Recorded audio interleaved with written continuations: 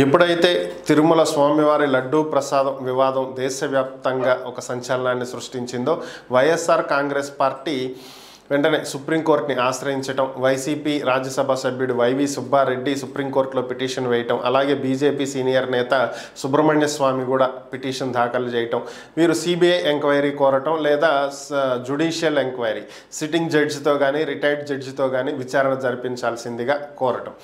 So ఇది మొదటిలో దేశం మొత్తం నమ్మారు.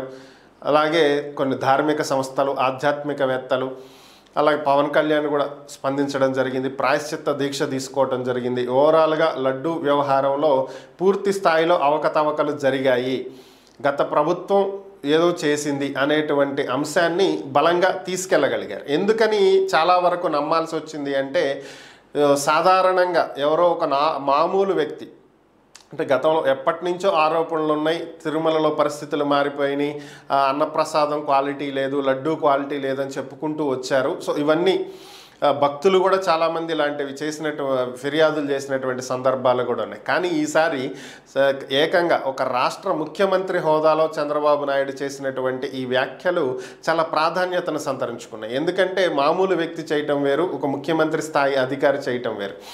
సో ఎప్పుడైతే ఆయన ఈ వ్యాఖ్యలు చేయటం జరిగిందో అప్పుడు చాలామంది నమ్మారు. ఎందుకంటే ఒక నిరాధారమైనటువంటి ఆరోపణలు ముఖ్యమంత్రి స్థాయిలో ఉన్నటువంటి వ్యక్తి చెయ్యడు, ఒకవేళ అలా చేస్తే అది ఆయనకు, ఆయన ప్రభుత్వానికే భారీ నష్టాన్ని చేకూర్చి పెట్టిద్ది అనేటువంటి ఉద్దేశంతో చాలామంది నమ్మారు.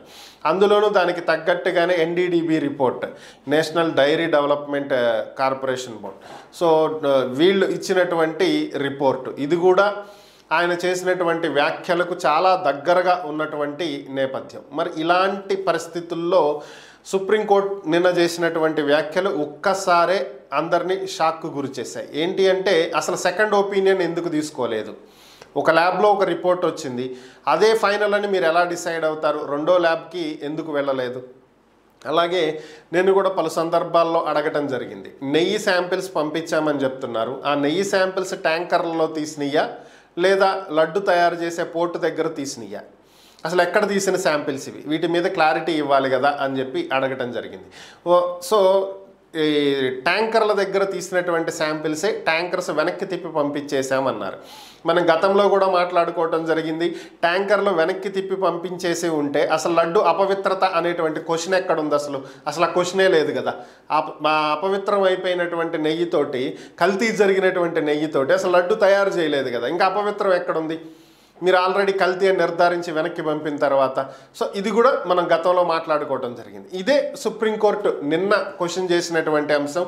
ఒకవేళ లడ్డు కల్తీ జరిగింది అనేదే మీకు అనుమానం ఉంటే లడ్డుని ల్యాబ్కి పంపించి టెస్ట్ చేయించాలి కదా, లడ్డులు ఎందుకు మీరు టెస్ట్ చేయించలేదు? అలానే నెయ్యి ట్యాంకర్లను వెనక్కి పంపించేసామని చెప్తున్నారు, ఎందుకు బ్లాక్ లిస్ట్ చేయకూడదు అని చెప్పి వాళ్ళని క్వశ్చన్ చేశామని చెప్తున్నారు. ఇంతవరకు బాగానే ఉంది, మరి వాళ్ళు ఎందుకు మీరు బ్లాక్ లిస్ట్ చేయలేదు?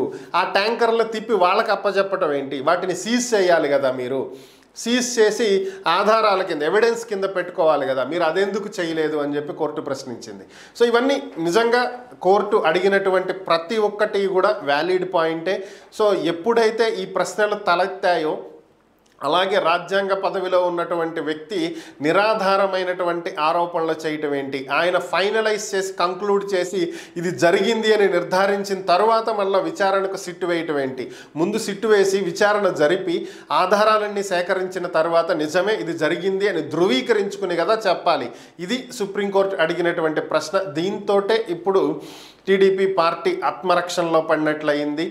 ఒక రకంగా చంద్రబాబు నాయుడు కష్టాల్లో ఇరుక్కున్నట్టే. ఎందుకంటే దీనికి సంబంధించి స్పష్టమైనటువంటి ఆధారాలను వెలికి తీయకపోతే లడ్డులో ఎటువంటి అపవిత్రత జరగలేదు అనేటువంటి పరిస్థితి గనక ఏర్పడితే, ఈ ఆరోపణలు చేసినందుకు రాజకీయంగా వైఎస్ఆర్ కాంగ్రెస్ పార్టీని పూర్తిగా ఇమేజ్ దెబ్బతీయటానికి చంద్రబాబు ఇలాంటి వాటిని, దేవుణ్ణి కూడా రాజకీయాలకు ఉపయోగించుకున్నాడు అనేటువంటి ఇదైతే ఆయన మీదకు వస్తుంది. ఇది పూర్తిగా ఇరుక్కుంటమే అవుతుంది.